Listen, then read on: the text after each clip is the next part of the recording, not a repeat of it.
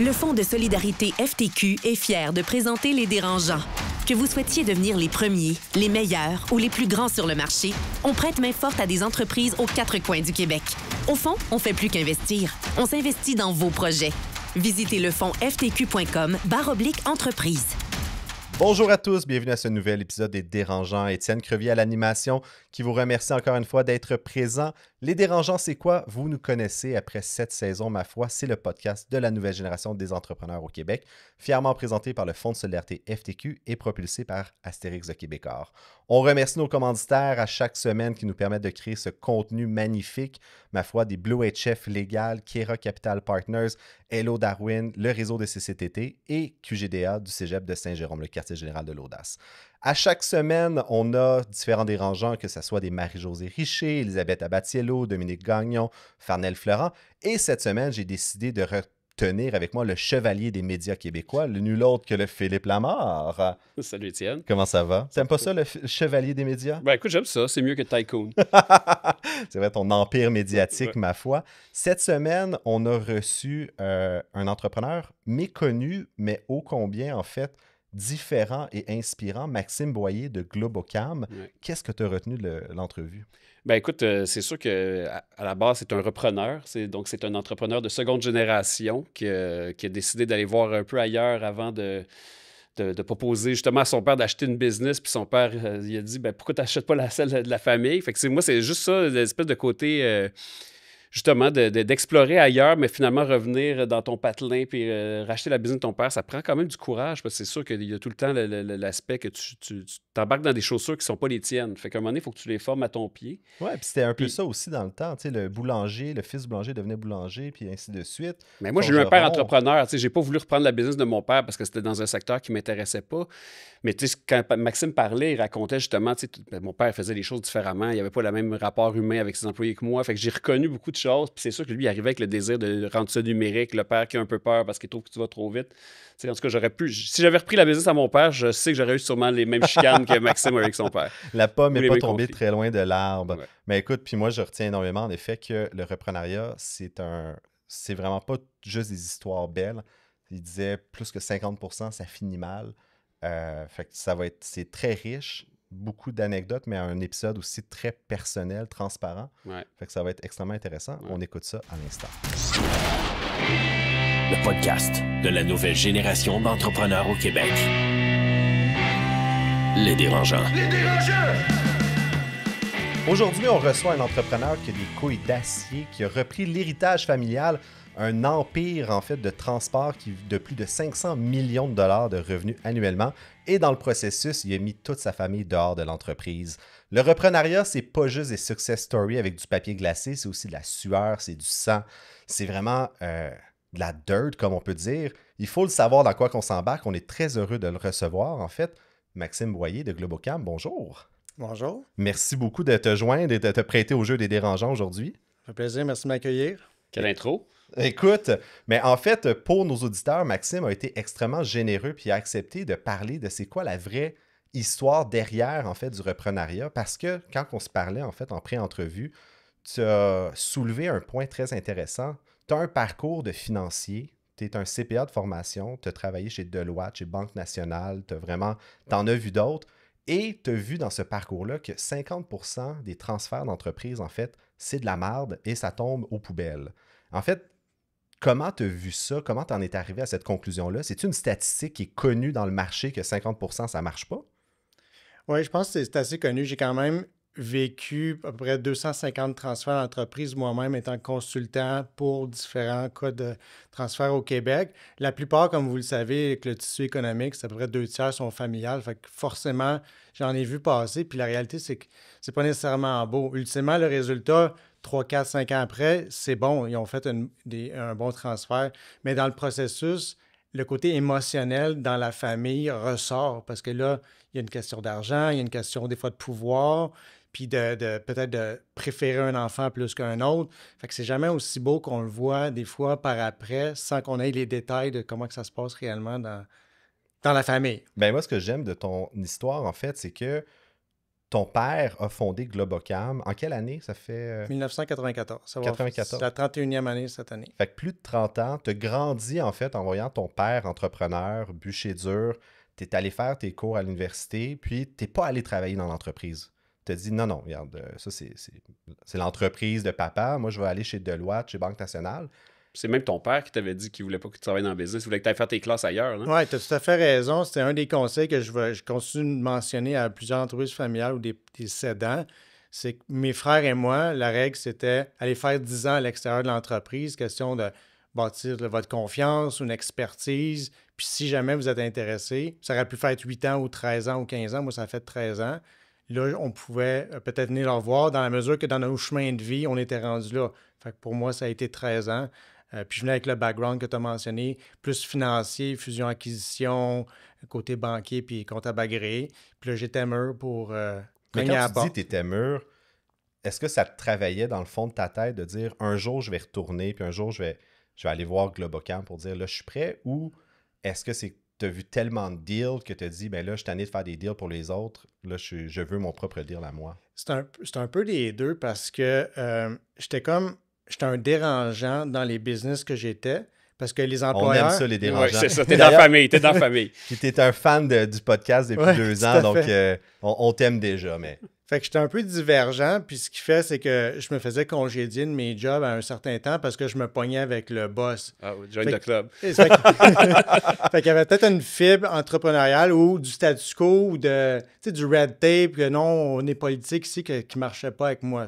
On va dire, t'es un peu dur de la feuille d'avoir pris peut-être 13 ans pour le réaliser. Mais t'aimes pas l'autorité. C'est ça, j'avais un enjeu avec l'autorité générale. Puis, j'étais au constructeur de maisons. Je me suis pogné avec la police, le ministère des Revenus du Québec. Ça, c'est moins bon de se pogner qu'eux autres. Non, mais ultimement, je prenais des batailles parce que quand c'était injuste, l'injustice, qu'est-ce qui n'est pas équitable pour moi, c'était pas faire. C'est comme dans mes valeurs intrinsèques, mais d'un côté, j'avais pas assez d'expérience pour. Fait que je les prenais des batailles comme d'ego. Ben, c'est des blessures de l'âme qu'on appelle des injustices. Puis, t'as quand même pas choisi les entreprises les plus simples. Tu es allé dans le big corporate avec Banque Nationale, Deloitte. Tu sais, ça... Puis tu as fait 13 ans. Comment tu as toffé tout ce temps-là?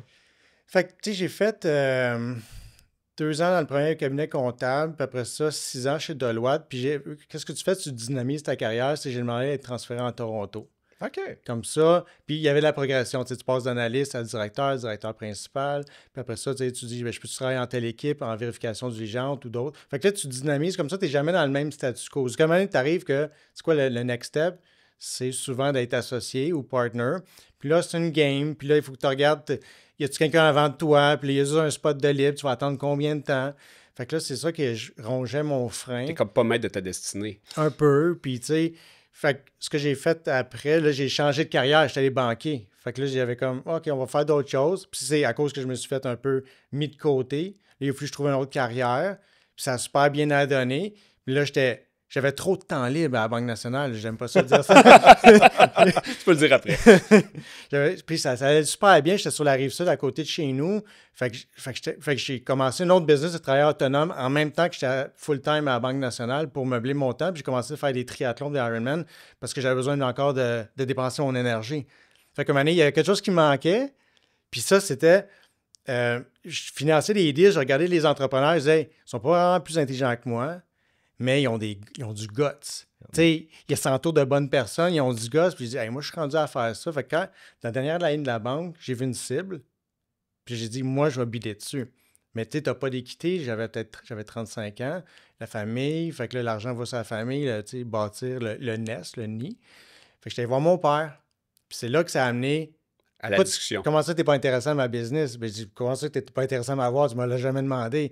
Fait que là, finalement, ça a viré que, présente-moi la business qui est rendue. Puis j'ai dit, c'est un méchant beau défi. Je vais travailler avec mon père. Pour mes enfants, je trouvais que c'était intéressant que je travaille avec grand-papa. Puis après ça, j'étais... Ton père était rendu à quel âge à ce moment-là? En fait, ça fait 8 ans. Il y a 73. Fait qu'il y avait 65, exact. Puis il n'y avait pas nécessairement de relève. Puis moi, je me disais... Tu sais, je veux dire, j'avais des couilles, mais je pense que je me suis pas tout à fait bien assumé. J'ai dit, je vais aller en entreprise familiale, j'ai comme un filet de sécurité si ça marche pas. Mais ce qui se passe aussi, c'est comme toute personne entrepreneur un peu neuroatypique, parce que je me reconnais dans ton discours, Tu sais, clairement, tu as une douance, ça va vite dans ton cerveau, puis c'est le même principe pour moi. Quand tu essaies de fit in dans une entreprise ou dans un environnement qui n'est pas adapté à toi, que tu te sens pas bon, mais ça mine ta motivation, ça mine ton potentiel, tu perds confiance. Fait que là, tu te dis, ben, est-ce que je suis vraiment la bonne personne pour reprendre l'entreprise familiale? Je veux-tu être l'enfant qui va ternir l'héritage de papa? Tu sais? C'est sûr que ça a dû te jouer dans la tête à ce niveau-là. C'est clair, tu sais, pour moi, mon père, c'est tout à été mon role model. Il est comptable agréé un peu comme moi de formation. Puis il a parti à la business, c'est lui le vrai fondateur, tu sais, qui a mis. Tu sais, je me reste, il a pris un partenaire. Fait que lui, il était back office parce que c'était le gars de plus de finances puis de chiffres. Puis l'autre personne, c'est le gars qui était plus out there, qui était le vendeur. Fait que les deux ensemble ont fait un bon team, ils l'ont monté. Puis, tu sais, pour moi, mon père, tu sais, ce que ça fait, ça nous donne notre train de vie comme enfant. Puis, je sais qu'il lui, il a besoin de ces sous-là pour se réaliser à l'extérieur de Globacam plus tard. Fait que je ne veux pas y faire perdre, tu sais, son patrimoine, ce qu'il a bâti. Il mérite son patrimoine. Puis ce patrimoine-là, pour moi, lui, qui veut, c'est qu'il a redonné à mes frères aussi. Fait que je veux pas non plus mettre ça en péril. Mais parlons-en rapidement parce que vous êtes 3 frères, en fait, dans la famille. Oui. Mais tu es le seul qui est allé travailler temps plein dans Globacam, ultimement. Tes 2 autres frères étaient plus silencieux, étaient moins impliqués. Puis, comment ça s'est passé, justement, le transfert d'aller voir ton père puis de lui dire, ben OK, moi, je suis prêt, je suis mûr, je me vois comme ta relève, mais tu as les 2 autres frères qui sont là aussi dans le portrait. Mm-hmm. Mais dès que j'ai intégré l'entreprise familiale, l'idée, c'était pas que je prenne la relève, c'est que j'intègre l'entreprise familiale puis que je vois si ça fit, je me développe. Puis t'étais-tu perçu comme le fils du boss? Tu sais, ça, c'est... Bien, je te dirais que les 2 premières années, on m'a vraiment mis des bâtons dans les roues par son équipe exécutive de VP, parce que moi, j'arrivais avec une certaine confiance, je connaissais beaucoup de trucs, puis ces gens-là, c'était des opérateurs glorifiés avec le temps qu'on met dans des postes de VP. Mais ils faisaient bien la job, mais quand on est des garages, parce que j'avais des garages, moi, je voulais faire une organisation. Fait que là, on va arrêter de parler de garage, il faut un peu professionnaliser la business parce que je venais de ce monde-là. Je l'avais vu faire. C'est rentrer des processus d'affaires, c'est mettre de la technologie, c'est mettre de la saine gouvernance. Pour moi, c'était un langage que... Mais quand tu leur parlais, eux autres, ils avaient peur. J'étais comme... T'étais un gars de PowerPoint. C'est ça. Fait que je faisais peur avec mes PowerPoint puis rentrer un coach d'entreprise. Fait que là, c'est comme... T'es qui, toi? T'es un gars qui arrivait avec de la théorie, puis eux autres, t'es habitué de faire des opérations, c'est ça? Puis ils étaient très bons. Mais après ça, il faut que tu gères du monde, il faut que tu aies une vision, il faut que tu les mobilises. Comment tu as fait tes preuves? Comment tu as cassé cette espèce de préjugé-là qu'il y avait envers toi? Fait que j'ai commencé aux ventes parce que on est un concessionnaire de camions lourds, un réseau de concessionnaires de camions lourds. Faut que tu puisses vendre ton produit. Tu connais-tu... C'est ça. Fait que là, j'ai dit, mon père a dit, la première place qu'on devrait te mettre en discussion avec son équipe, c'est aux ventes pour que tu connaisses les produits et que tu es capable d'en parler. Fait que j'ai commencé là. Puis la première chose que j'ai vue pour répondre à ta question, c'est, crime, on est tout papier. T'sais, on peut-tu digitaliser le département puis rendre tous les folders accessibles pour mes vendeurs, les représentants, sur les réseaux? Centraliser l'information. Exactement. Rien de rocket science pour toutes vous autres. Tu me racontes ça, puis je suis comme, ça fait pas peur, Chris. Mais pour eux autres, c'est pas leur idée. Ben, c'est clair. Puis après ça, ils savent pas comment le faire. Fait que là, ils vont dire, OK, vas-y, mon homme, puis on espère que tu vas te planter. Ouais. Fait que là, moi, ce que j'ai fait, je t'allais faire prendre le buy-in des représentants puis de l'équipe de vente. T'as appelé Rick Kerr? Non, c'est pas vrai. C'était la joke politique du podcast.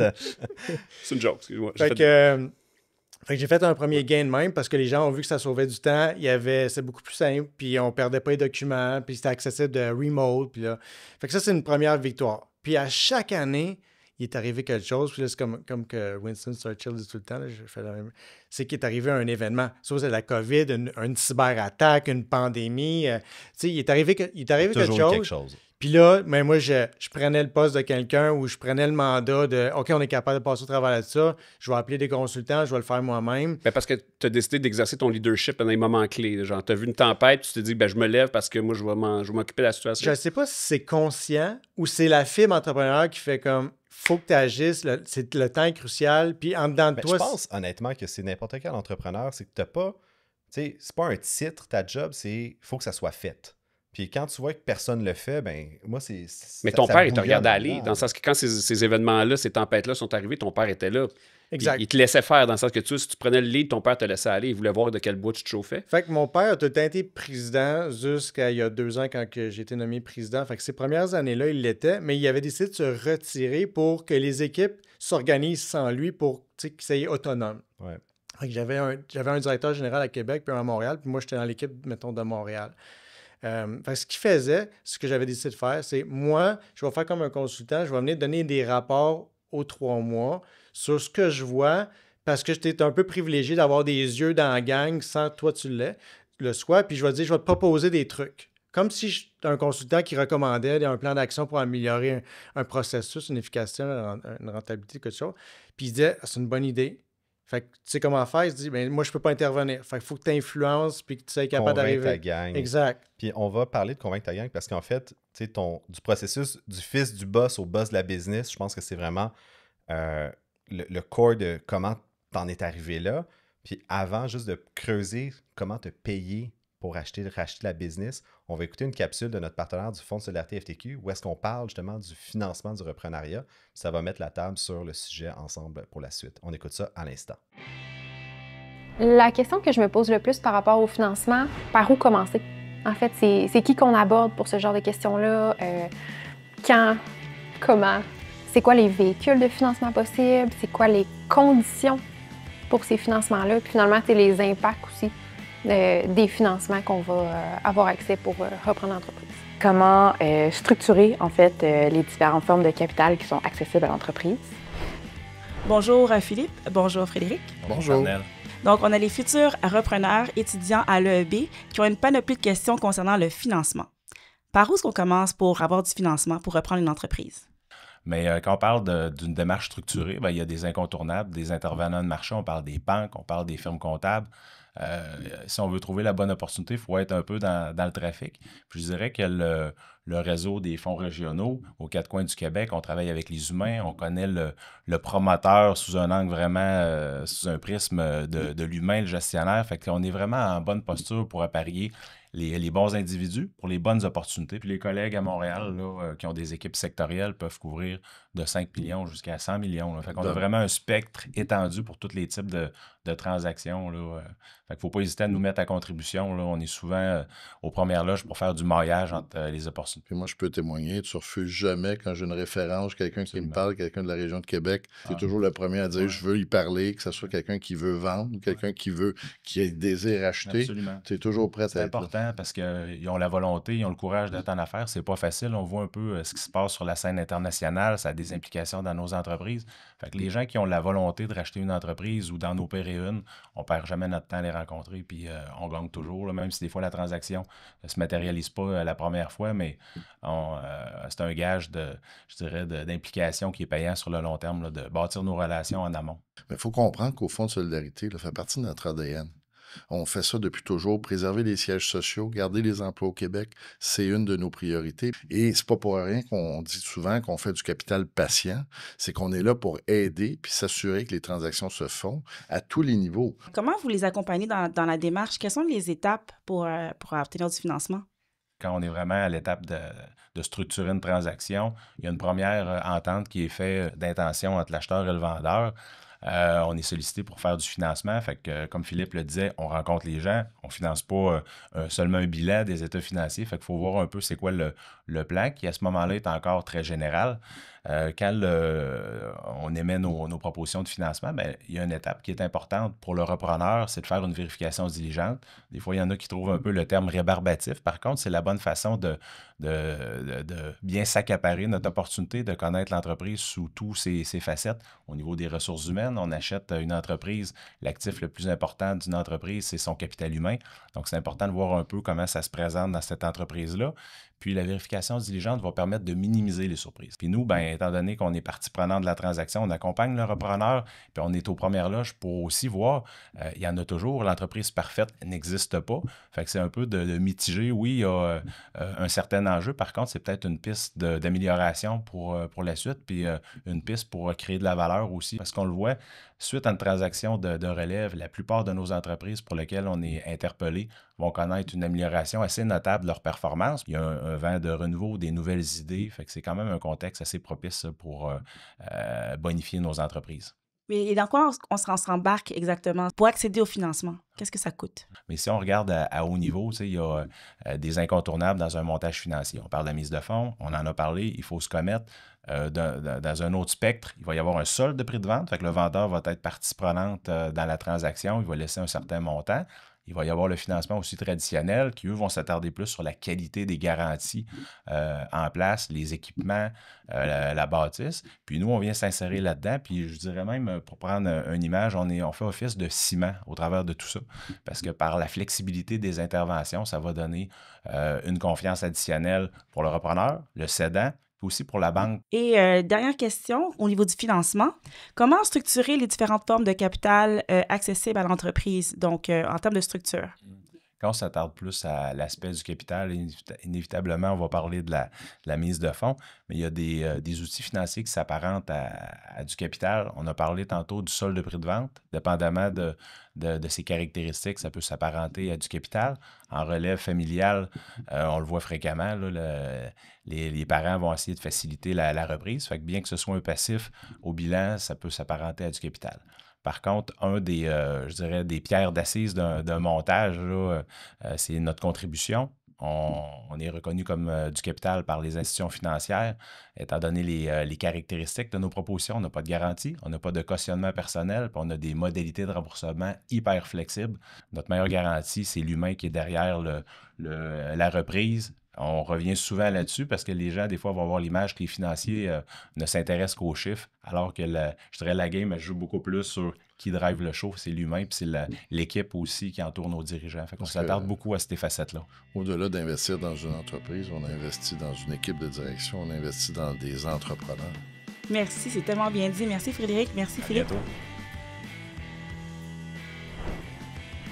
Donc, on est de retour à notre entrevue avec Maxime Boyer de Globocam. Puis en fait, la question qui, moi, brûle mes lèvres, une business de plus de 500 millions de chiffre d'affaires, tu veux racheter ça, tu veux convaincre ton père que c'est toi la bonne personne pour leader le show.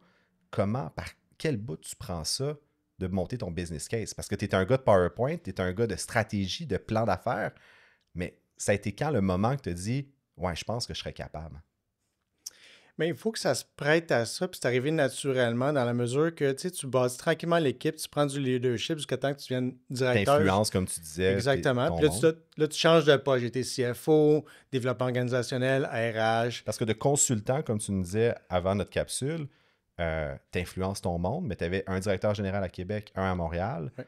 Puis finalement, tu as remplacé un directeur général un jour ou est-ce que tu es devenu CFO avant? Comment ça s'est fait? Exactement. Je suis devenu CFO avant parce que la crise de la pandémie, quand ça a frappé en mars 2020, la première question que tout le monde se sont dit, c'est il faut protéger nos employés, il faut gérer le cash, puis il ne faut pas qu'on les congédie. Fait que c'est santé et sécurité. Comment qu'après ça, on peut livrer des camions si jamais on est un employeur essentiel, ce qui est arrivé par la suite, parce que nous autres, on fait des camions de pompiers, des camions qui livrent la nourriture dans les épiceries, tout ça. Fait qu'on est resté ouvert. Service essentiel.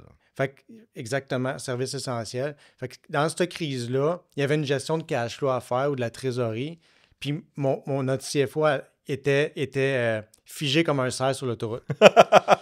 Il avait les deux yeux grands ouverts, t'es comme « Fuck, qu'est-ce que je fais? » Fait que ce que j'ai fait, c'est que j'ai collé un meeting avec les deux directeurs généraux, plus mon père, puis j'ai dit « Voici le plan que j'ai, mais j'ai besoin de votre appui, puis je vais prendre un genre de mandat spécial pour pas y faire peur, pour le garder motivé. Je vais prendre la gestion de faire un... » Tu sais, j'ai travaillé dans les bureaux comptables, fait que tu fais on dit un cash flow de 13 semaines. Parce que là, tu veux regarder ton burn rate, voir comment tu perds d'argent, puis là, tu essaies de tout voir tes sorties, tes entrées de fonds. Puis j'ai dit, moi, je sais comment faire ça. C'est un modèle Excel, tu sais. Fait que j'ai tout monté ça. Puis là, ils m'ont supporté. J'ai livré ça. Puis là, j'ai dit à la fin, mon père, puis au directeur général, vous savez qu'il n'a pas fait son travail. Là, j'ai fait son travail. Puis c'est ça qui fait qu'il fallait qu'il step up sa game. Il ne l'a pas fait. Je vais prendre la position. Fait que ce qui me permettait d'avoir enlevé une personne puis d'avoir plus d'alliés de mon côté. C'est-à-dire que j'élimine un de l'équipe de l'ancienne génération, Legacy Executive Team, puis j'ai pris la position de CFO. Ça t'a permis en même temps de structurer, toi, ta vision, d'avoir vraiment les deux mains sur le volant de la corde de la bourse, proprement dit. Puis, Mais est-ce que tu étais sur ton X à ce moment-là? Tu sais, pour toi, c'était-tu un rôle que tu aimais dans le poste de CFO? Je suis cordonnier mal chaussé, je suis comptable agréé, oui, mais je suis un mauvais CFO. Dans le sens que je suis capable de le généraliser, la stratégie en arrière de ça, mais de l'appliquer avec la processus comptable puis d'être dans la poutine, je suis pas bon. Fait que je savais que c'était temporaire, il fallait que je me mette quelqu'un qui allait vraiment être bon sur ce X-là. Mais des fois, il faut que tu fasses des moves, des sacrifices pour arriver à un end goal qui est plus important. C'est une façon de faire tes preuves aussi. Aussi, puis de prendre plus de responsabilités. Fait que là, à ce moment-là, j'avais RH, TI, la livre finance en dessous de moi, puis le marketing. Fait que tout ce que les gens n'aimaient pas, à part les finances, là, c'est moi qui les avais. Puis là, il restait les opérations qui étaient core, puis les ventes. Fait qu'à ce moment-là, ce qui est arrivé, c'est qu'on a décidé d'implanter un système ERP parce que j'étais en technologie, puis je voulais... technologie. Ça, c'est sûr que les dinosaures n'ont pas aimé ça, là. Ben, en fait, je leur ai trouvé un business case pour dire ça va être beaucoup simple plus simple dans votre vie. Tout le monde va être aligné. Il va y avoir un système parce qu'on en avait 2 à l'époque. Puis tout le monde va être aligné avec les mêmes reporting, KPI. Vous allez voir. J'ai eu le buy-in de tout le monde. Puis là, quand est arrivé le déploiement, ben, ça a été mal déployé. Fait que ça, c'est ma responsabilité. Mais ultimement, ce qui est arrivé, c'est que tous les gens n'ont pas mis l'épaule à la roue. Ce qui fait qu'ils ont aidé au failure. Puis après ça, ils ont tous pointé les doigts sur moi. Fait que là, on avait un enjeu. L'enjeu, c'était plus qu'est-ce qui se passe à l'interne pour régler la situation. C'est qu'on a un impact sur le client présentement. Ouais. Puis là, le client, il faut le gérer. Puis là, le directeur général, il dit non, ça va se résorber. Puis là, c'était non. Nos clients nous parlent. Mon VP, il me dit. Fait que là, il y a une décision dans l'équipe. La moitié de l'équipe exécutive est venue de mon côté dire il faut l'adresser en gestion de crise. Puis le directeur général, avec le gars d'opération, se sont mis de leur côté. Puis on dit ça va se réserver tout seul. Fait que la politique interne a commencé à gangréner finalement. Puis là, à ce moment-là, je veux dire, ton père s'était retiré un peu plus de la gestion courante. Il avait dit « fais ta place ». Ça faisait combien de temps que tu étais dans l'entreprise, grosso modo? Ça, c'était en 2021, pardon. Fait que j'étais en 2017, ça fait 4 ans. 4 ans déjà. Ouais. Puis ton père t'avait mis sur un parcours de 7 ans, qu'il t'avait dit ultimement. Avant de vraiment pouvoir transférer les pleins pouvoirs, c'était 7 ans. Tu te voyais-tu faire cette job-là de CFO, DG, opération pendant 7 ans? Pas vraiment. Ultimement, c'est plus que mon père, c'est mon role model, puis j'ai pas fait mes preuves quand je suis rentré. C'est 7 ans, fine, on va faire les 7 ans. Puis si ça prend plus de temps, ça prendra plus de temps. J'ai anticipé pas plus court, mais j'avais pas dit que oui dans ma tête, mais j'ai dit, fais tes preuves, tu le sais pas. Puis ça se peut que ça ait mauvais, tu sais, fait que tout c'est bien de... On verra ce qui arrive. Exact. Fait que quand ça faisait 4 ans, là, j'avais pas mal commencé à cristalliser ma vision pour la business. J'avais influencé des gens. Là, les gens commençaient... J'étais avec mes employés. J'étais pas vraiment en mode VP, que tu vois pas beaucoup des gens. Fait que j'étais dans les opérations, je les me voyais, puis là, je voyais... finalement, ils suivent un peu. Quand ils me parlent, ils me donnent des enjeux. Je les règle, ils sont contents. Fait que, un moment donné, quand cet événement-là, en 2021, est arrivé, en fait, le poste de directeur général s'est libéré à Montréal parce qu'il y a eu une gestion de crise, puis il a décidé de se retirer par lui-même. J'ai pris ce poste-là, puis là, j'avais la latitude de faire des changements dans une région sur les 2 qu'on avait, Montréal.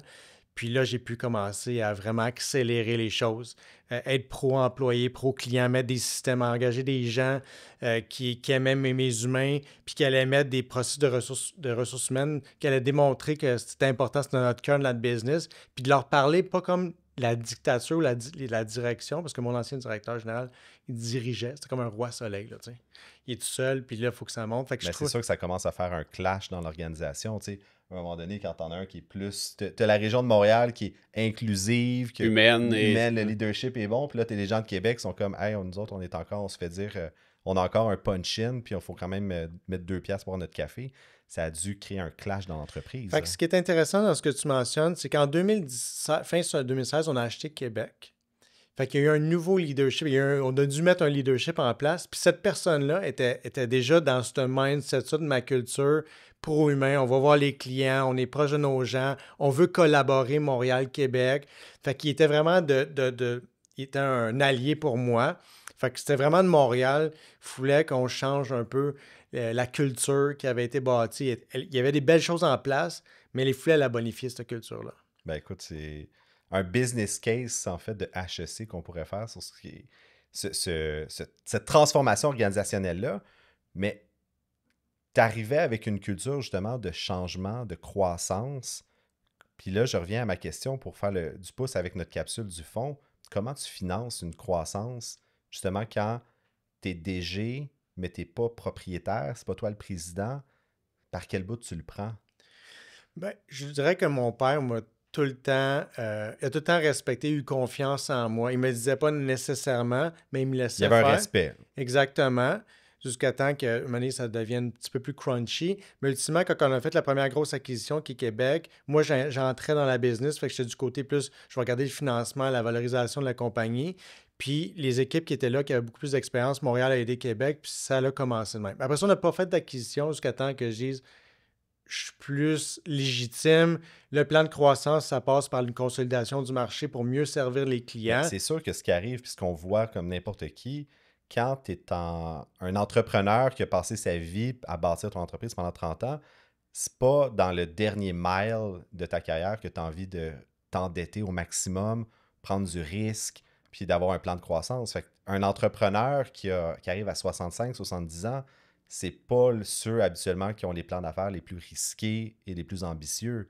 Fait qu'il a dû avoir un clash dans ta vision que tu te dis, ben écoute, là, je comprends la business, j'ai un plan stratégique, on a fait une acquisition à Québec qui a bien fonctionné.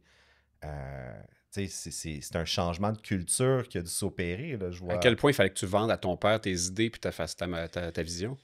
Je pense que ça a été assez sain de la façon que ça a été. J'avais un plan, j'avais une équipe, puis je professionnalisais la business en même temps. Fait qu'au niveau de ce que j'amenais, c'était structuré d'un point de vue cartésien, comme mon père est cartésien. J'y expliquais, puis là, il me donnait plus le côté soft, genre, c'est quoi que la gestion de changement, ça va faire sur tes employés? Est-ce que tu as aidé à avoir une vue 360. Exact. Fait que j'étais un bon père de famille. Il y avait aussi le changement de culture. Tu dis transformer une culture d'entreprise. Ton père, est-ce qu'il embrassait ça ou il était résistant par rapport à ça? Parce que ça, c'est comme aller jouer plus que dans le moteur, c'est presque dans l'âme de la compagnie. Là. Puis, ça change aussi sur très longtemps. Fait que l'idée, c'est que quand moi j'ai créé la vision de la business puis les valeurs. C'est des affaires qui sont inclus, sont déjà dans la business, mais on les a jamais nommées, identifiées. Ouais. Puis, fait que là, j'ai amené ces premiers concepts-là. Puis là, j'ai dit à mon père, je l'ai fait avec mon père et son équipe, c'est quoi nos valeurs. Puis là, on a fait un exercice. Puis là, il a vu que ça faisait du sens ce que je faisais, mais c'était peut-être que j'avais pas assez d'expérience. Fait qu'il me laissait aller. Puis il a tout fait ça jusqu'à temps que la pandémie est arrivée. On a reçu de l'argent de M. Trudeau, puis on était très contents de l'avoir, puis de le redéployer dans les investissements dans notre business. Puis là, j'ai dit, là, on accélère, parce que là, ça va bien, on a une belle position. On a traité les éléments un peu plus toxiques ou différents dans la culture qu'on voulait enlever. J'étais en meilleure position. Voici le plan, premier plan de 3 ans que j'ai fait. On fait une acquisition par année, on y va, j'ai les cibles identifiées. Puis, pour répondre à ta question au niveau du financement, comment qu'on fait, on avait un butin de guerre. Mon père... L'entreprise était bien capitalisée. Exact. Fait que ça, c'est tout à l'honneur de mon père. Il a tout le temps bien fait ça. Il achetait quand on avait de l'argent. Donc, on a juste fait une grosse acquisition, puis c'est la plus grosse, celle de Québec.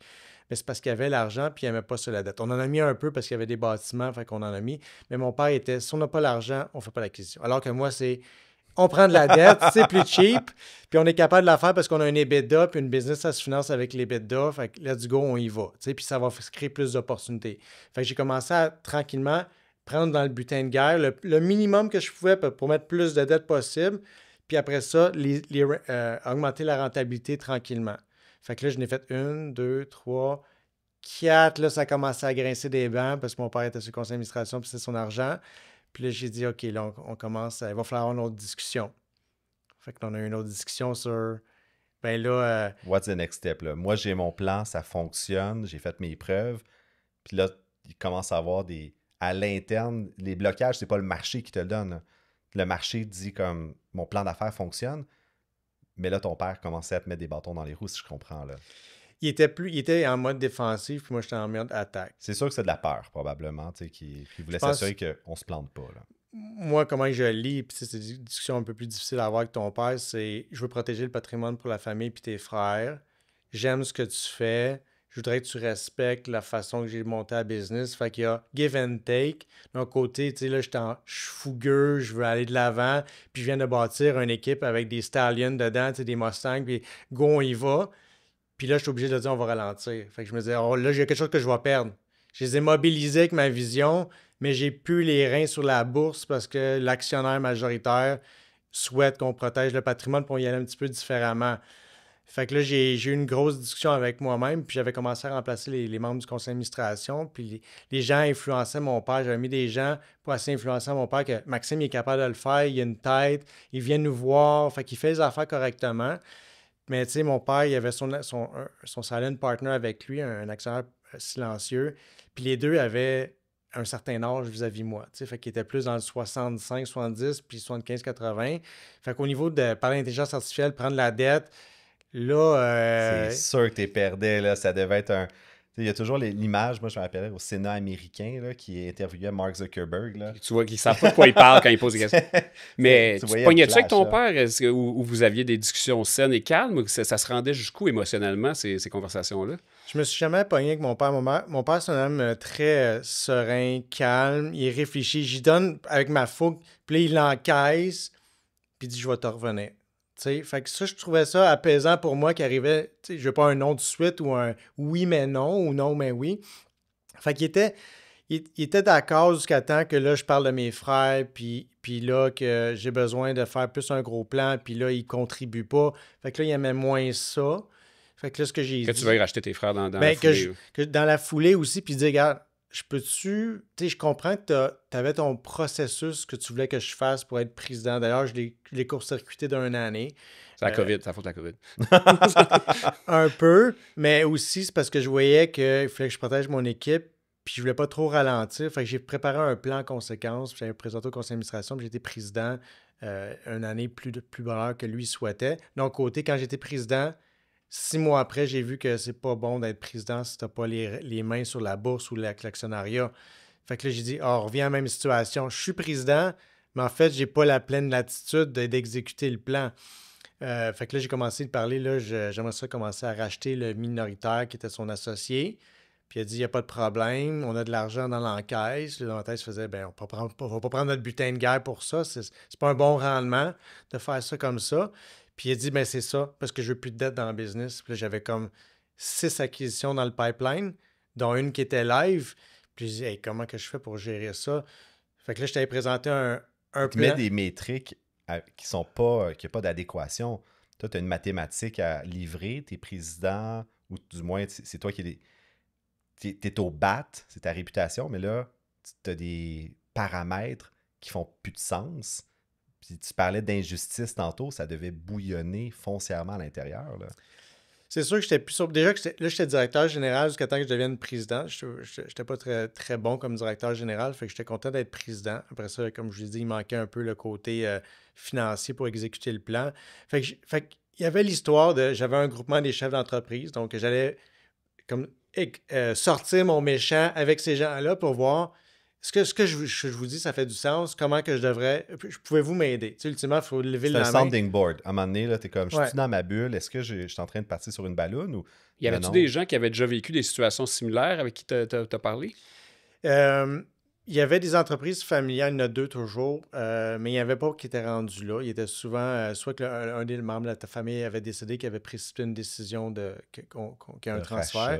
L'autre était dans le processus un petit peu early. Mais puis j'avais fait plein de transferts d'entreprise, puis je savais que ça arriverait un moment donné là, mais tu ne sais jamais quand que ça t'arrive à toi, comment que tu vas le gérer. Tu penses que ça va être cartésien. Il y a un facteur émotionnel dans tout ça, c'est ton père. Ça. Fait que moi, le plan que j'ai présenté à mon père, il était full cartésien. On va faire ça, sa création de valeur, je te rajoute comme ça fait plein de sens, on a la capacité sur nos bâtiments. Puis lui, puis il voulait pas. Il dit, c'est ma méthode. Fait que là, j'étais allé voir les membres du board, puis ceux qui étaient plus seniors, j'ai dit, qu'est-ce qui marche pas? Il dit, Max, tu vas là, il faut que tu ailles là. Dans le cœur. Dans le cœur. Puis j'ai dit, ouais, avec mon père, c'est tough. On n'a pas eu cette relation-là direct dans le cœur. Puis j'ai dit, OK.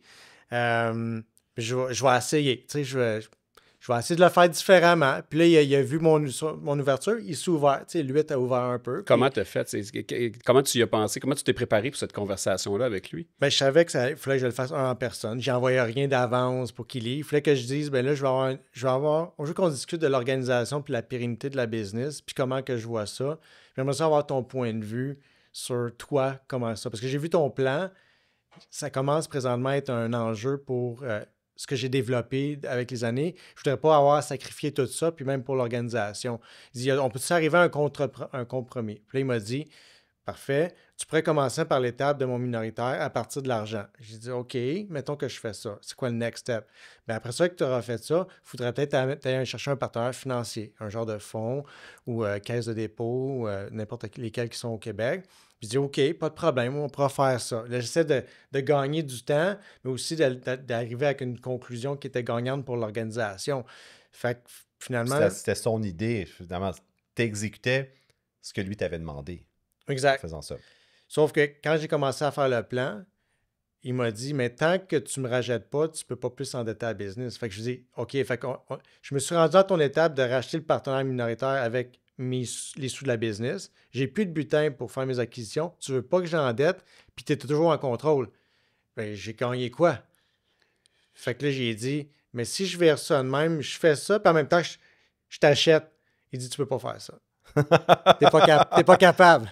Oh, ça fait que là, c'est un t'es pas game, là. Ouais, genre, ben, tu penses-tu que ça va marcher? Je dis, ben, regarde, ça, c'est ma responsabilité. Je vais t'amener un plan que ça va marcher. Fait que finalement, j'ai travaillé avec des consultants parce que je trouvais que c'était lourd, puis il fallait arriver rapidement avec une solution pour acheter tout le monde en même temps. Puis là, j'ai dit, je veux rentrer mes frères là-dedans en même temps parce que mes frères ne contribuent pas. Puis moi, j'aimerais plus donner l'actionnariat à mes employés qui vont bâtir cette entreprise-là avec moi que tu as créée.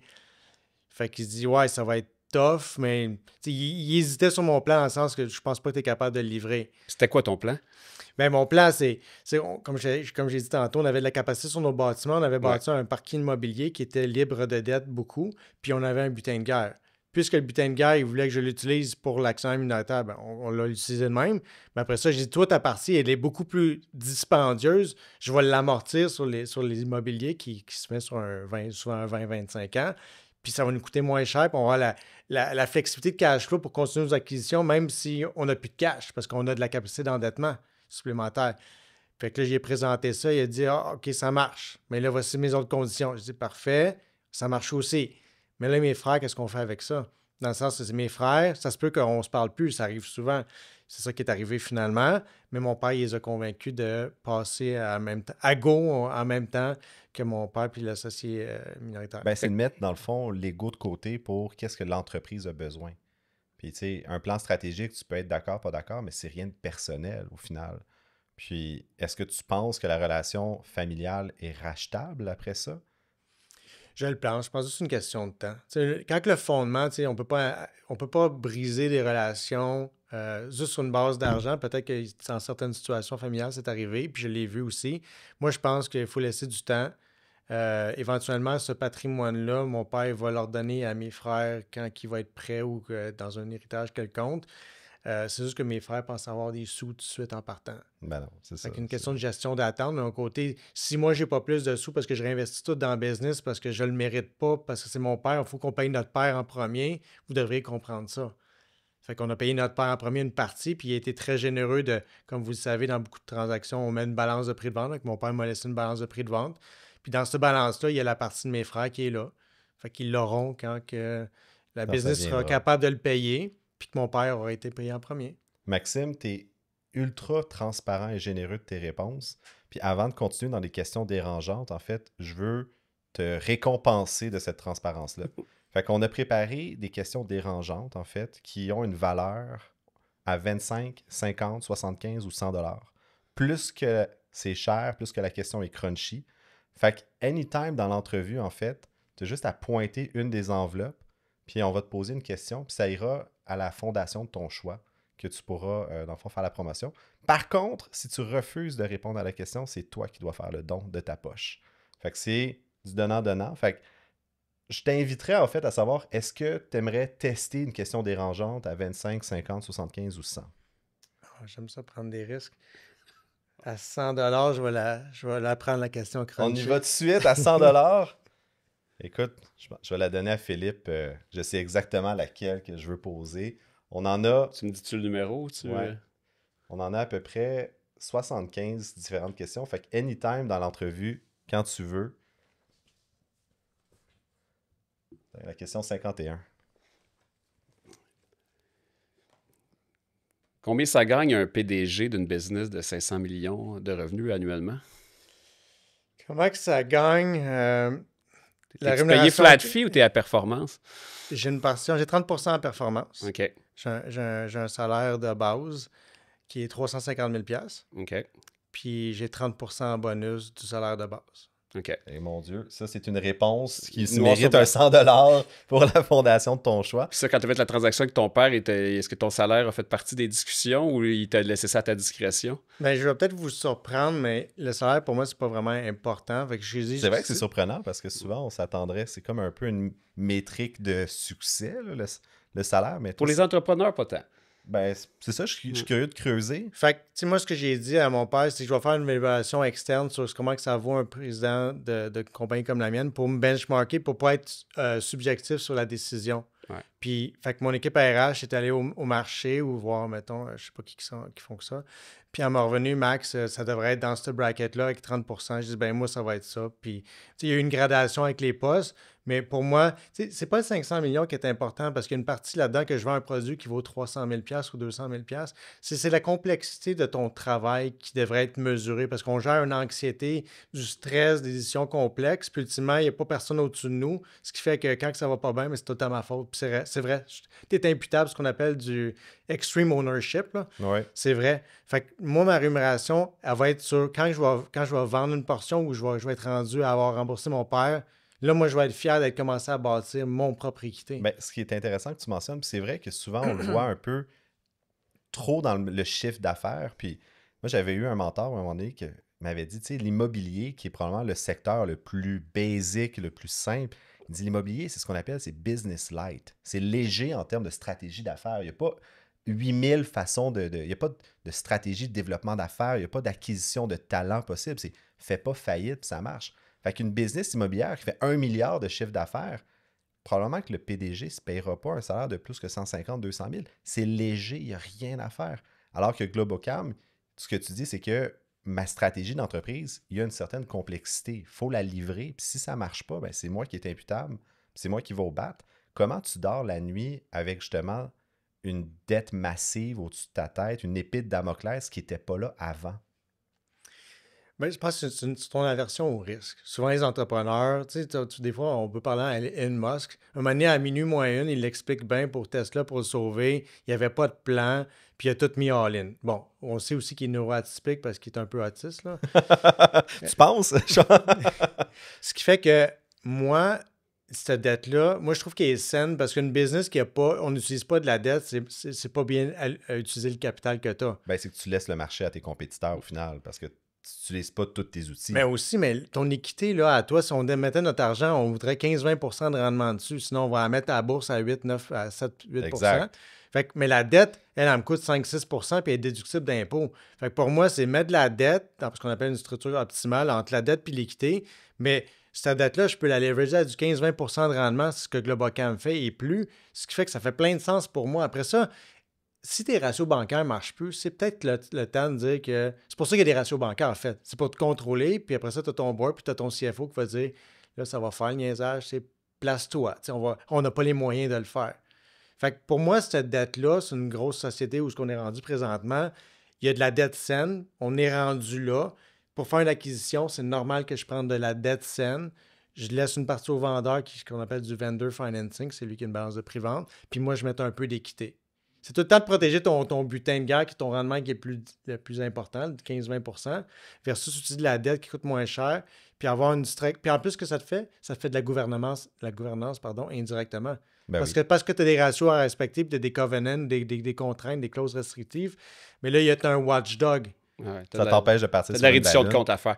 Toi, Philippe, t'en as-tu beaucoup de dettes dans Urbania? Ou... Pas tant, mais moi, je finance la France avec mon capital. Fait que là, j'ai pris de la dette parce que je voulais pas tout brûler mon trésor de guerre, mais c'est sûr que oui. Là, j'avais pas de dette pendant 18 ans, j'ai pas eu de dette. Puis là, en ouvrant en France, j'ai eu de la dette.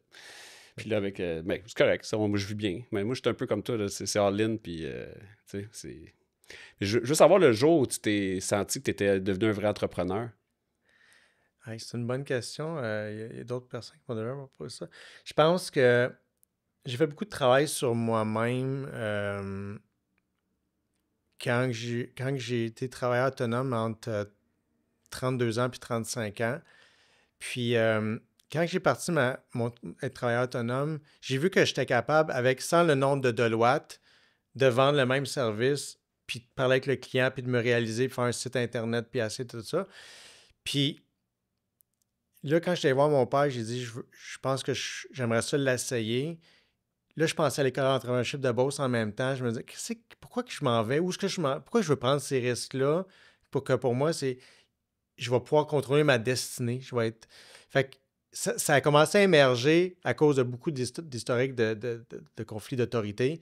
Puis là, j'avais fait une première... j'avais changé de carrière pour être banquier. Je pensais que je serais tout le temps dans la comptabilité / le M&A parce que je ne savais pas quoi faire d'autre. Là, j'ai appris une deuxième corde à mon arc. J'ai dit, finalement, je suis capable de le faire. Ça prend juste un petit peu plus de temps, mais tu es capable. Je suis parti à mon compte. J'ai eu mes kids, puis j'ai autoconstruit des maisons. Fait que j'étais aussi autoconstructeur de maisons. Puis tu faisais des triathlons. Fait que clairement... Fait que j'ai peut-être un t'avais trop de temps libre. Mais on en parlera de ça aussi, tu sais, la gestion de l'athlète entrepreneur, comment ça se gère. Puis, tu sais, souvent, on fait la comparaison d'être à la meilleure performance possible cognitivement parlant.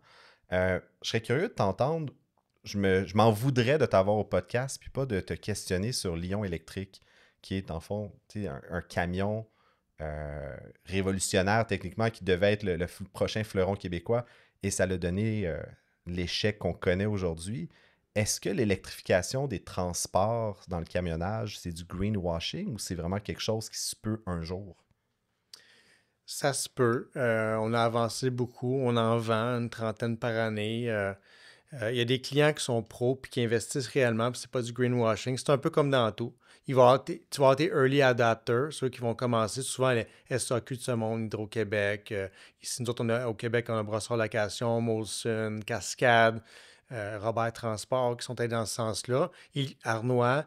Tous ces gens-là, ils croient beaucoup, mais ils savent qu'avec l'infrastructure qu'on a, puis où est-ce qu'on est rendu dans l'évolution technologique, c'est un peu des lost leads. Puis j'ai pas le bon terme, mais tu sais, c'est comme Non, c'est un... Comment on pourrait dire ça? C'est que tu t'investis dans le futur, mais c'est pas payant à court terme, là. Exact. Fait qu'ils le font parce qu'ils croient en ESG, ils croient en mettre un premier geste puis influencer la masse pour faire un changement de comportement dans l'industrie. Puis nous aussi, on veut se positionner Globocam comme étant le leader dans l'énergie alternative parce qu'il y en a deux autres. Il y a le gaz naturel compressé puis il y a l'hydrogène qui s'en viennent. Donc, le gaz naturel compressé, on n'en parle pas beaucoup parce que c'est pas ce qu'on appelle un ZEV, Zero Emission Vehicle, alors que l'électrique, ça l'est 100%. Mais moi, je vends 65 à 100 camions de gaz naturel par année depuis 10 ans. Parce que les gens dans C'est très méconnu, là. Exact. Fait que tous les gens dans les vidanges, EBI, Matrec, de Richebourg, tous les contrats de la Ville de Montréal, tous ces gens-là, ils peuvent réutiliser les déchets. C'est comme dans Back to the Future. Tu écrases puis ça fait du méthane, puis whatever, tu le compresses, puis ça se transforme en énergie. Dans Ben. Non, mais c'est pas circulaire. Dans le site d'enfouissement, certains, ceux qui sont verticalement intégrés, peuvent transformer ça en énergie. Fait que le gaz naturel compressé, c'est connu. Ça réduit beaucoup les émissions, mais il y en a, c'est pas subventionné par le gouvernement comme un ZEV là, que je voulais mentionner. Donc, c'est pour ça que l'électrification, c'est le fun parce que tu as 300 000 de subventions des deux paliers de gouvernement. Mais après ça, les infrastructures, les bandes routières, elle n'est pas encore là. Puis l'autonomie et le poids des batteries sont les autres enjeux, surtout au Québec. C'est quoi l'autonomie d'un 18 roues, mettons? 400 km à peu près. OK. En parfaite condition. Fait que pas l'hiver, ça, on est d'accord. Exactement. C'est quoi l'autonomie, mettons, à essence?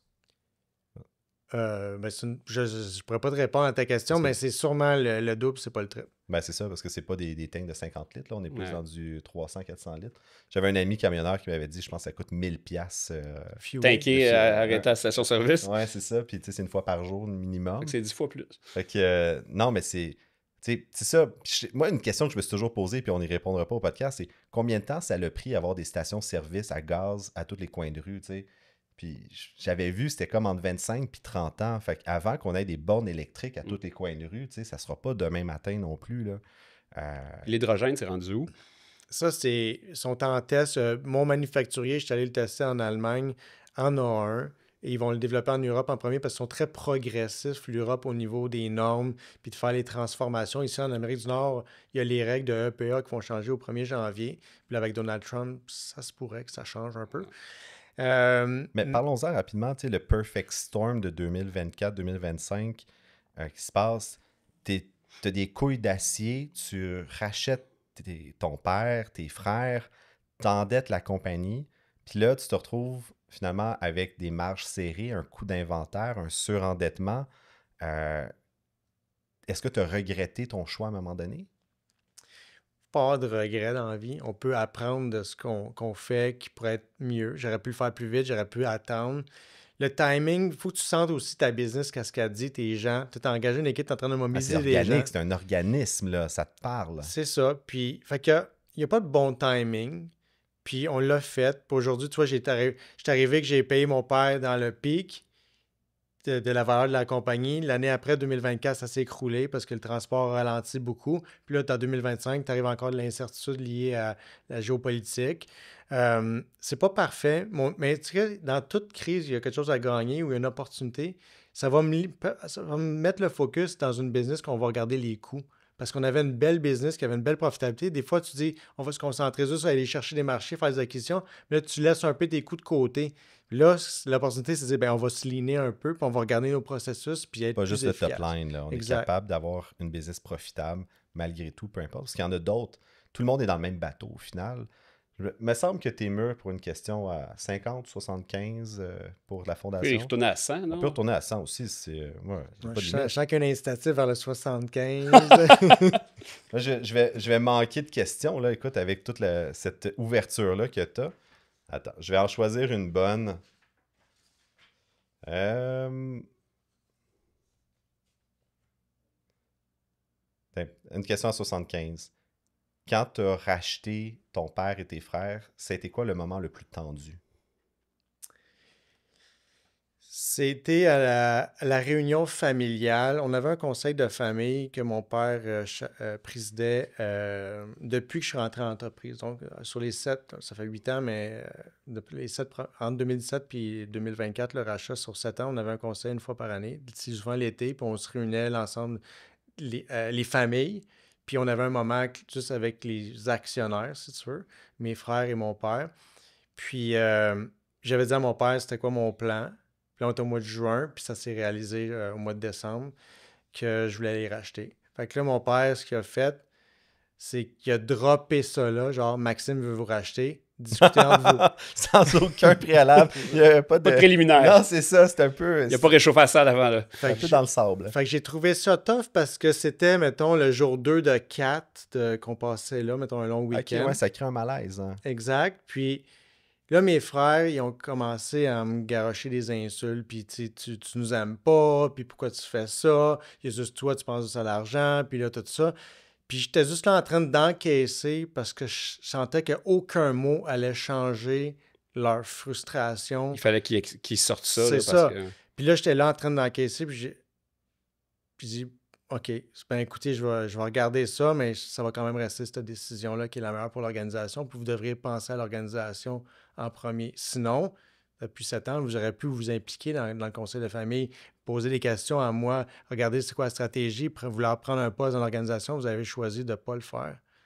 Fait que moi, ma meilleure décision pour l'organisation, c'est de procéder à un rachat, puis j'aimerais ça mettre mes employés actionnaires.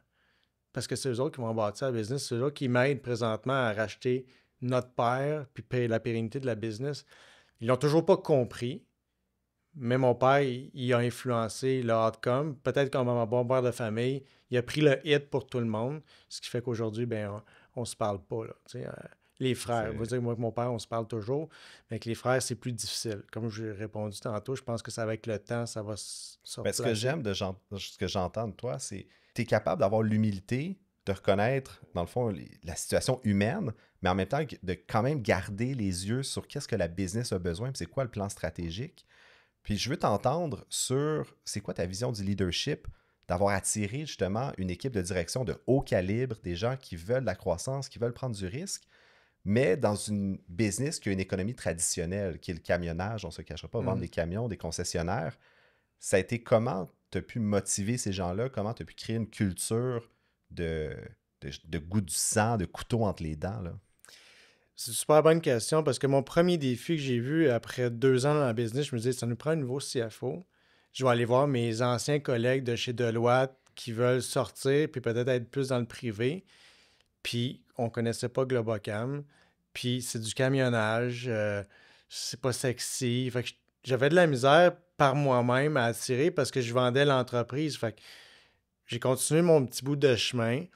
Puis là, j'ai commencé à créer la vision, puis de le vendre comme je vous le vends aujourd'hui. Ça veut dire, moi-même, ce que je vois, je peux pas l'inventer. C'est ce que je sens. Fait qu'on va transmettre une émotion aux candidats potentiels pour dire, viens avec moi, je te partage ça, ce que je te dis, c'est ce qui va arriver, mais il faut que tu me fasses confiance. Puis regarde, toi, ta position, comment ça va être importante. Tu vas être un joueur d'impact dans ma business. Puis en le vendant de même, je n'ai eu un premier qui était une VP, ma première vice-présidente en ressources humaines. Ça a complètement changé. D'avoir quelqu'un qui s'occupe de mes ressources humaines. J'étais rendu à 400 employés. J'avais pas personne qui faisait mes ressources humaines. Ouais, c'était un peu intense. C'était dur, je pense. Fait que ultimement, c'est en créant le rêve, puis d'être capable de l'expliquer ma vision, puis que ça fasse du sens, ça soit cohérent, puis qu'il y ait un plan en arrière. Ça m'a pris une première qui m'a donné un petit peu plus de gaz pour aller chercher une deuxième. Puis finalement, après ça, tu vends à la business, mon rêve. Là, tu vends une équipe parce que là, tu commences à avoir des membres dans l'équipe. On a des All-Stars, puis on tu as a aussi des A-players. du concret. Là, on a commencé à programme Rêve de vie, on faisait des acquisitions. Là, on faisait des médias sociaux, on commençait à se faire voir. Fait que moi, dans mon plan, c'était comment je peux pas attirer quelqu'un s'il ne sait même pas que Globocam, ça existe? C'est très spécifique à une industrie. Donc, oui, les gens dans l'industrie savent. Mais moi, mon prochain VP là, des finances, là, il vient de chez Pharmascience puis de CAE. Ma VP RH, elle vient de chez la famille Rothschild, puis elle a travaillé chez une autre compagnie super. Puis l'autre, mon CIO vient de chez Brothers, une compagnie multinationale. Comment j'ai fait pour les avoir? Dans les ligues majeures. C'est ça. Mais ces gens-là, dès qu'ils rentrent, ils sont autonomes, toi, tu es capable de te remettre à ta position, ils prennent des projets en main. As-tu une raison que ta première embauche on dit de A-player, ça soit ressources humaines? Parce que moi, de mon côté, ça fait plusieurs fois que, je le dis au podcast, mais si prochaine business que je pars, embauche numéro 3, ça va être culture et talent. Avant, je me focusais beaucoup sur le produit, ou les finances. J'avais été chercher un CFO très tôt dans le temps de Biogénique. Mais là, honnêtement, dans la culture aujourd'hui, où est-ce que j'ai vu culture et talent, pour moi, c'est de base les meilleures embauches qui shape, dans le fond, le futur de ton entreprise. C'était-tu intuitif ou ça a juste adonné que c'était la meilleure talent que tu as trouvé à ce moment-là? C'était le poste que je voulais...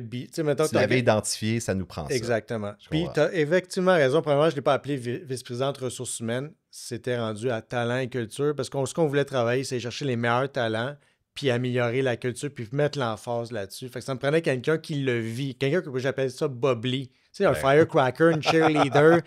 Tu sais, qui est un prolongement de moi. Moi, je suis plus introverti qu'extroverti, mais avec les employés, je veux quelqu'un qui est facile à parler, quelqu'un qui est dynamique. Fait que dès que j'ai eu cette personne-là, les gens m'en parlaient. Hey, es-tu donc bien le fun, ce VP-là? Le changement se ressentait. Exactement. Fait que là, j'avais un deuxième un peu allié. Puis là, c'est dit, c'est quoi le prochain step? Fait que tu y vas, tu choisis. Puis là, il y avait le CFO, comme que je vous dis, que je faisais par intérim pendant que j'étais directeur général, puis je me suis rendu président. Je dis, je peux pas avoir encore tous ces chapeaux-là. Ça fait pas de sens. C'est pas sain pour moi, ni la business, d'avoir quelqu'un qui pense qu'il est bon CFO, là, en tout cas, qui le fait par défaut. Fait que là, c'était le CFO. Puis on a rentré un CFO. Puis après ça, c'était le CIO. Le dernier investissement, là, je voulais aller en intelligence artificielle, je voulais digitaliser. Là, il faut que je walk the talk.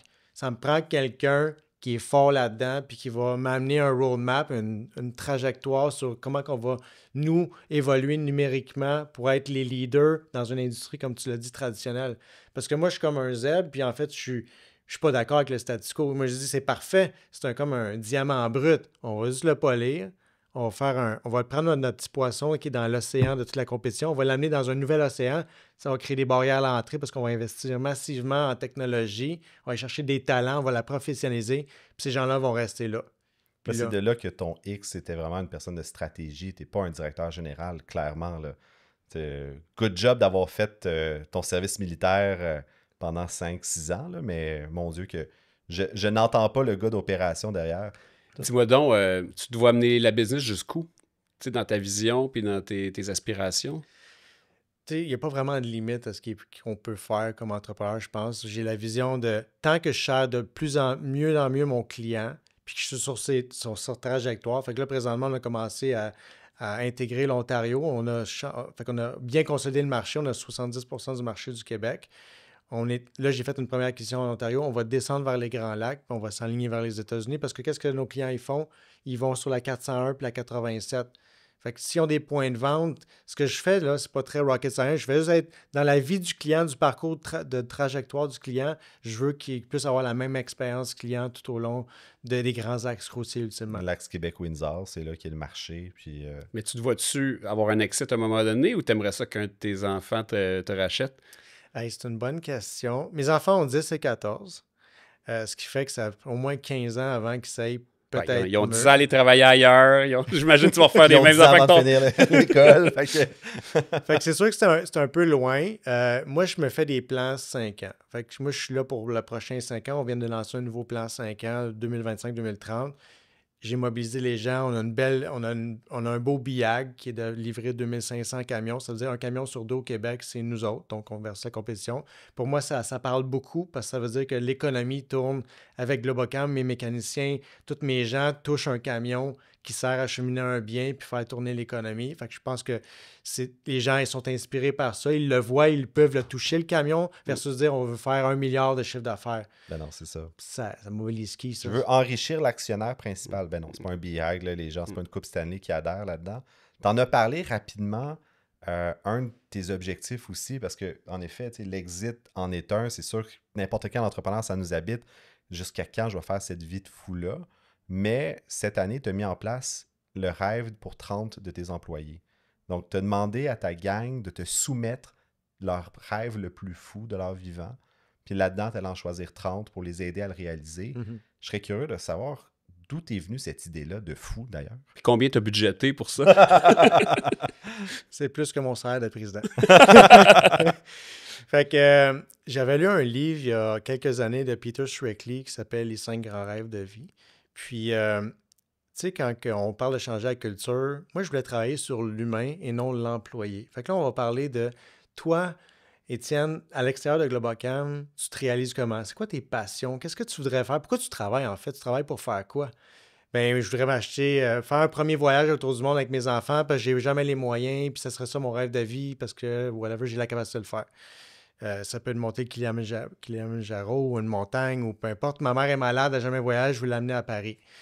Ça vient de tes tripes, puis ça te parle beaucoup, puis il y en a un qui... Ça te fait lever le matin. Là. Exact. Fait que moi, l'idée, c'était de dire, Globocam, on est censure, on a des sous, on a mobilisé des sous, puis on peut les utiliser pour faire passer au suivant ou faire quelque chose un geste qui va toucher profondément la mémoire puis le souvenir, parce que ultimement, ce qui vous reste quand vous mourrez, c'est vos souvenirs puis les relations que vous avez bâties. Fait que si ce souvenir-là, je suis capable de le créer pour mon employé avec ces gens que lui aime, pas mes employés ou leurs collègues. Pas le forcer à vivre son rêve avec ses collègues. Là. C'est exact. Comme, je vais faire ton rêve, mais juste avec la gang que tu as. Non. C'est quoi ton rêve à toi? C'est ça. Puis souvent, c'est comme, par exemple, j'ai envoyé, je pense, 5-6 familles à Walt Disney en même temps. Ils ont leurs kids. Ils les voient sourire. Peut-être qu'ils sont encore en âge d'avoir du fun avec eux autres. Les grands-parents vont peut-être suivre. Mais ça, vous savez que les Walt Disney, ça coûte quand même, c'est dispendieux pour une famille. Ouais, c'est... Non, mais tu nous as dit un exemple tantôt, justement, de ton employé à qui c'était pas un voyage, là. Tu peux peut-être le raconter. C'est quand même une belle histoire. Fait que cet employé-là avait un problème de dentition d'une façon assez importante, ce qui faisait que ça allait toucher son estime de lui pour parler à ses enfants ou avec ses collègues employés. Quand les dents sont pas parfaites dans ta bouche, mais ton allocution peut être différente, mais aussi au niveau de ton esthétique, c'est pas nécessairement... Ça te complexe, puis ça te fait sens. Exactement. Puis il est venu nous voir, puis il a dit, ben moi, ce serait d'avoir un beau sourire, une dent, parce que... régler ça de mon vivant. C'est que mes enfants me voient, tu sais, comme... À mon meilleur. À mon meilleur, tu sais. Fait qu'on a dit, wow, vraiment. Fait que l'équipe de ressources humaines, moi, je participe pas, j'essaie d'être neutre là-dedans. J'ai mis le programme, j'ai influencé, mais après ça, il y a une équipe de ressources humaines avec des gens qui choisissent les rêves. Puis on a dit, on va le faire. Puis ça coûtait énormément cher, tu sais, bien s'occuper de notre employé. Puis le dentiste a décidé que lui aussi, il voulait faire sa part, fait qu'il a payé la moitié des frais. Puis aujourd'hui, on a un employé qui est hyper dynamique, motivé, qui est heureux. Mais tu viens de fidéliser l'employé. Ouais, je pense que le lien émotif avec cette personne-là est ta vie, là, dans le sens que... Puis Puis je pense que, tu sais, comme entrepreneur, je le dis souvent parce qu'il y a beaucoup de gens qui m'ont approché, ils me disent « Hey Max, c'est vraiment incroyable ce que vous faites chez vous. Moi aussi, je veux le faire. » Puis là, Ça fait des petits. là, j'ai dit « OK, parfait. On va tout te donner comment on l'a fait. Comme ça va être plus facile pour toi de l'implanter. » Ouais, Maxime, on a regardé ça coûte trop cher. J'ai dit « T'as pas besoin d'en faire 30. Tu peux décider d'en faire un, puis tu vas faire la différence pour quelqu'un. » Puis après ça, j'ai regardé la personne, c'est des chefs d'entrepreneurs, un chef d'entreprise gestionnaire. Moi, je suis un chef d'entreprise entrepreneur. Moi, cet argent-là, ça me fait plaisir de la donner parce que je n'ai pas besoin. Puis l'organisation, je veux qu'elle contribue à ces gens-là, qu'eux autres, ils se donnent leur cœur et âme toutes les journées pour venir m'aider à réaliser notre rêve d'organisation. Puis je leur donne un salaire seulement. Ben, c'est souvent la différence entre un search fund et des gestionnaires que l'argent est la finalité, tandis que pour un entrepreneur que je côtoie ou que je vois, même pour moi, l'argent, c'est de l'oxygène. Puis quand tu as de l'oxygène, c'est plate en tabarnak d'être le seul à respirer dans une pièce, tu sais. Fait que de partager l'oxygène puis de voir d'autres mondes pouvoir prendre une grande bouffée d'air, c'est ça qui est vraiment pour moi l'élément culminant, en fait, d'une carrière. C'est il y a assez d'oxygène pour tout le monde, puis ça sert à rien d'en avoir de l'oxygène pendant 150 ans. Je l'utiliserai même pas, anyway. Fait que ça me parle énormément. Pour en arriver là, moi, ce qui me fascine le plus de ton parcours, c'est à quel point est-ce que tu as une forme d'hyperactivité, mais très, très focus. Tu disais, tu as construit des maisons, tu as fait des triathlons en même temps que tu étais banquier, puis là, tu as été CFO, DG en même temps.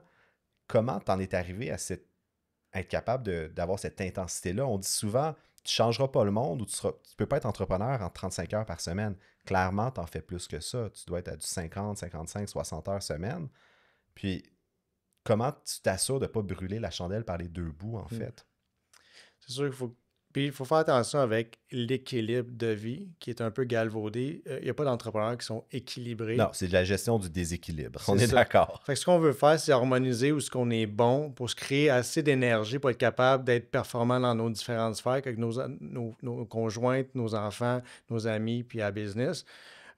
Fait que oui, je fais beaucoup de travail, mais moi, je dis pas que je travaille parce que quand tu es sur ton X, que ça c'est samedi, j'ai une idée, puis je griffonne à 4 h du matin ou à whatever, parce que je me lève à 4 h du matin. Là. Puis je dérange pas personne, j'ai une idée, ça me passionne. Puis si ma conjointe ou mes enfants comprennent pas ça, parce qu'à un moment donné, ils commencent à le voir, qu'il y a un impact sur eux autres dans le sens que c'est négatif, je vais m'ajuster. Mais la réponse à ta question que je te dirais, c'est la discipline, elle est tellement importante. Tu sais, l'idée que je me lève à 4 h du matin puis je me couche à 8 h 45, là, ça gosse des gens. Ils disent hey, « t'es bien pas le fun, tu sais, tu viens pas veiller avec nous autres. » Ouais, mais j'ai peut-être accompli beaucoup plus que vous parce que ça me fuel. Puis ça, c'est normal que je vais être seul dans ma bulle puis je fais des affaires divergentes. Je le suis. D'un côté, je suis capable d'avoir du fun et me rendre jusqu'à 10 h 30 sans bâiller trop. Mais ultimement, cette discipline-là, c'est pas ce qui te nourrit. En fait, de 30 jusqu'à 10 h 30, ça te nourrit pas, mais de te coucher à 8 h 45, tu es plus fier que toi, donc ça parle plus à tes rêves, à tes objectifs.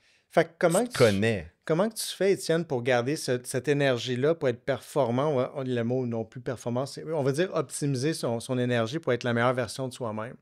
Bien, j'appelle ça du biohacking, là, mais c'est en s'occupant de son sommeil, de la nutrition, puis de bouger adéquatement. Après ça, tu as ta spiritualité, tu as le growth mindset, puis après ça, il y a tes relations dans ta vie. Fait que si tu prends, mettons, ces 6 aspects-là, puis tu les bonifies ou tu les optimises, ce que ça va faire, c'est du bonheur puis de l'énergie. Puis tu vas juste être meilleur dans ton travail, puis tu vas avoir cette énergie-là pour quand présentement, tu as de l'anxiété parce que là, tu ne sais pas que l'incertitude de Trump, qu'est-ce qui va arriver, mais tu es capable de passer au travail puis de relativiser les choses. Qu'est-ce que tu contrôles toi-même? Puis moi, ça m'a toujours fait rire parce que dans mon entreprise, on avait des clients, des patients, des fois, qui venaient nous voir puis ils disaient « Comment ça qu'en 2021, 2022, on n'a pas inventé une pilule qui réglait tous les problèmes ou une multivitamine qui allait nous nourrir absolument? » Puis moi, ma réponse, à un moment donné, j'étais tellement tanné dans une conférence, j'ai dit « On la connaît, cette pilule-là. C'est bien dormir, manger santé, puis de pas trop être stressé. » Puis là, tu as vu la face de la madame qui était comme « bien déçu. » J'ai dit « Dans le fond, arrête de manger du prosciutto. Il n'y en a pas de pilule que tu peux prendre. Il faut juste faire des choix de ce que tu mets dans ta vie. » Puis là, tu es comme déçu. Mais non, mais c'est simple de même. La pilule de longévité, on la connaît, c'est les saines habitudes de vie. Mais les gens trouvent ça trop compliqué ou ils veulent pas arrêter de manger leur prosciutto parce que c'est émotif, mais finalement, ils sont capables de... il aimerait ça dépenser 200$ par mois pour des pilules multivitamines. Mhm. C'est bien plus facile de mettre l'énergie sur ce qui est absolument important. Les 6 sphères, moi, j'adhère à ça à 100%, mais c'est avoir l'éthique ou la rigueur de les respecter. Comment t'en es arrivé là, justement, d'avoir cette rigueur de vie-là? Es-tu capable à tous les jours ou ça... T'étais-tu comme ça quand tu étais chez Deloitte puis tu travaillais ou c'est devenu comme ça quand tu es devenu chef d'entreprise? Ça a commencé quand j'ai commencé à m'entraîner pour les Ironman puis le triathlon parce que t'as pas nécessairement, il faut que tu aies des programmes d'entraînement puis tu aies des objectifs un peu, il faut que tu t'occupes un peu de ta nutrition. Fait que ça, c'est comme été la base de ce qui m'a créé de l'énergie, puis je voyais que bouger, puis avoir des goals, puis de la performance, ça m'amenait beaucoup pour le reste de ma sphère. Fait qu'on était plus vraiment... On était un peu chez Deloitte, là, j'étais plus dans les années... Quand j'avais 30-40, fait que ça va faire depuis 15 ans, j'ai commencé ça. Mais le growth mindset, c'est des gens qui m'ont amené ça. Par exemple, moi, le matin, de bonne heure, j'écoute des vidéos de motivation. Fait que ça peut être Denzel Washington, ça peut être Kobe Bryant qui parle, ou des Barack Obama. Puis ils ont tous le même discours. C'est une question de créer un peu de l'affirmation positive, visualiser où est-ce que tu veux aller comme personne, comme entreprise, puis d'y croire. C'est « believe before success » qu'ils disent. Ouais. Tu y crois, tu es capable de le parler puis le visualiser, ça va arriver. Puis tout le temps de jamais accepter un non, never give up, continuer. Finalement, quand tu regardes ton parcours après, tu fais comme, c'est vrai que ça arrive. Il y a un horizon de temps. C'est plus long qu'on pense, mais ça arrive. Exact. Parce que tu n'arrêtes jamais, puis tu rencontres un Étienne, puis là, tu dis « Hey, qu'est-ce que tu en penses? » Il te motive, puis là, tu continues. Mais si tu as dans ton cercle, qu'on parle des relations, des gens qui te tirent vers le bas parce qu'ils n'ont pas cette rigueur-là ou cette ambition-là, mais c'est là que là, tu boites un peu, puis là, tu peux rester stabilisé ou pas plus arrêter de progresser. Fait que moi, j'ai comme fait nettoyer, je me suis nettoyé de mes relations parce que je me suis dit, je le vois, mon objectif, quand j'ai intégré l'entreprise familiale, il était beaucoup plus clair, mais j'ai pris des choix plus difficiles, que ce soit en relation de couple ou avec mes amis ou avec des gens, je suis dans les YPO, je suis dans des groupes. J'ai choisi avec qui je voulais m'associer pour me garder dans ce niveau-là de optimal. Réaliser. Ouais. Mais moi, je l'ai vécu quand j'ai arrêté l'alcool pendant 1 an. Il y a bien des relations finalement qui commençaient à être vraiment plates, que je me rendais compte qu'il fallait que je prenne un coup pour apprécier ma soirée. Puis là, finalement, juste de ne pas boire, j'étais comme, ça me tente vraiment pas d'aller à ce souper-là. Fait que, j'irai pas, Colin. Fait que c'est juste des petits gestes finalement qui commencent à cleaner ton quotidien. Il n'y a pas de prosciutto, pas d'alcool. Non, ma vie est pas... Avant, j'étais peur, un peu. J'ai pas perdu tant de poids, fait que ça me fait chier, mais c'est... On recommence à manger du prosciutto. Oui, c'est ça. Il faudrait que j'inclue les Ironman.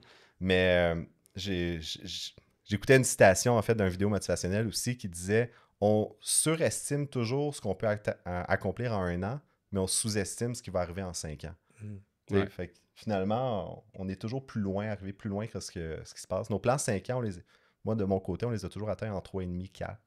Ça va toujours plus vite.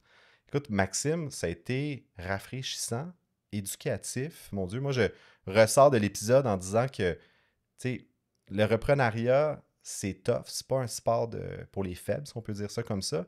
Mais ultimement, d'avoir l'ambition de ses rêves, c'est le meilleur catalyseur possible pour les faire arriver.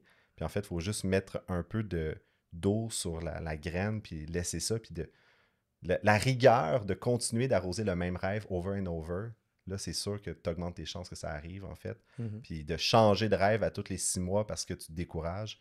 Finalement, c'était extrêmement intéressant. Puis...